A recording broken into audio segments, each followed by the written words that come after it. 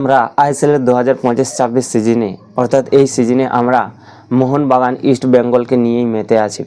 আমরা মোহনবাগান ইস্ট বেঙ্গলকে যতটা আমরা এগিয়ে রেখেছি এইবারের আইএসএল সিজনে, আমরা কিন্তু আর আদার্স যে ক্লাবগুলো আছে সেই ক্লাবগুলোকে আমরা মোহনবাগান ইস্ট বেঙ্গলের সাথে তুলনা করতেই ভুলে গেছি।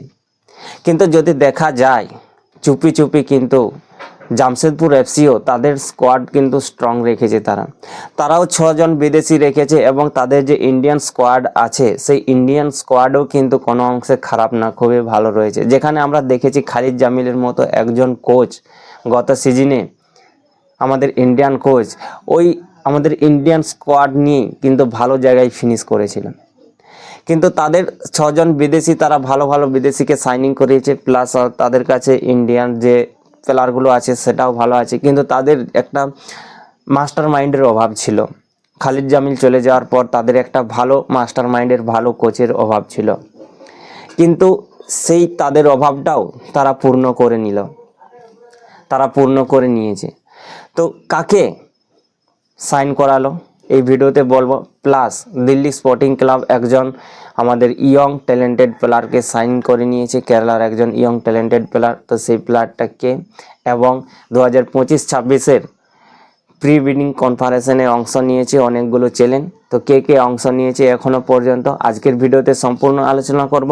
তার আগে আমার চ্যানেলে যদি কোনো নতুন এসে থাকো চ্যানেলটি সাবস্ক্রাইব করে নাও, কারণ এই চ্যানেলে তোমরা Indian football related video update পেতে থাকবে, ইন্ডিয়ান ফুটবল নিয়ে কন্টেন্ট পেতে থাকবে। তো প্লিজ সবাই চ্যানেলটি সাবস্ক্রাইব করে নাও। তো আমরা সবাই এই সিজনে মোহনবাগান ইস্ট বেঙ্গলকে যতটা আমরা এগিয়ে রেখেছি, আর আদার্স যে ক্লাবগুলো রয়েছে এই আদার্স ক্লাবগুলোকে আমরা মোহনবাগান ইস্ট বেঙ্গলের সাথে তুলনায় করা ছেড়ে দিয়েছি। কিন্তু জামশেদপুর এফসি তারাও কিন্তু কোনো অংশে পিছিয়ে নেয়।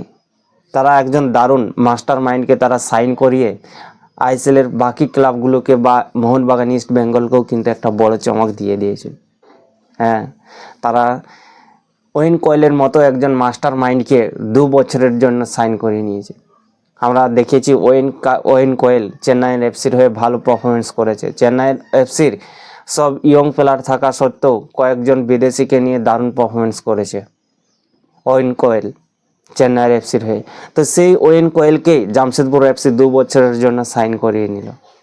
এবং যেটা আরও একটা স্পোর্টিং ক্লাব দিল্লিকে নিয়ে একটা ভালো খবর বেরিয়ে এসছে যে তারা আমাদের ইন্ডিয়ান আন্ডার-23 উইঙ্গার একজন কেরালার ইয়ং প্লেয়ার ট্যালেন্টেড প্লেয়ারকে তারা সাইন করে নিয়েছে। মোহাম্মদ আমিনকে তারা সাইন করিয়ে নিয়েছে দিল্লি স্পোর্টিং ক্লাব, যেটা খুবই ভালো খবর দিল্লি স্পোর্টিং ক্লাবের জন্য, খুবই ভালো খবর।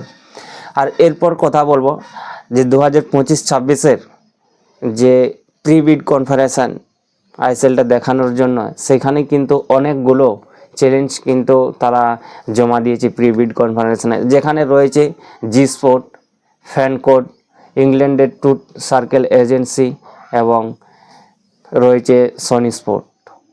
তো এতগুলো চ্যালেঞ্জ কিন্তু তারা প্রি বিড কনফারেন্সে অংশ নিয়েছে।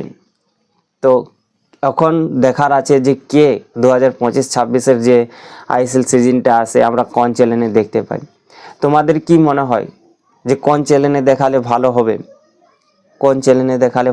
অবশ্যই তোমরা কমেন্টে জানাও। আর কে নিতে পারে 2025-26-এর যে প্রি বিডিং অংশ নিয়েছে এত সব এই চ্যালেঞ্জগুলো, তো কে নিতে পারে অবশ্যই তোমরা কমেন্টে জানাও।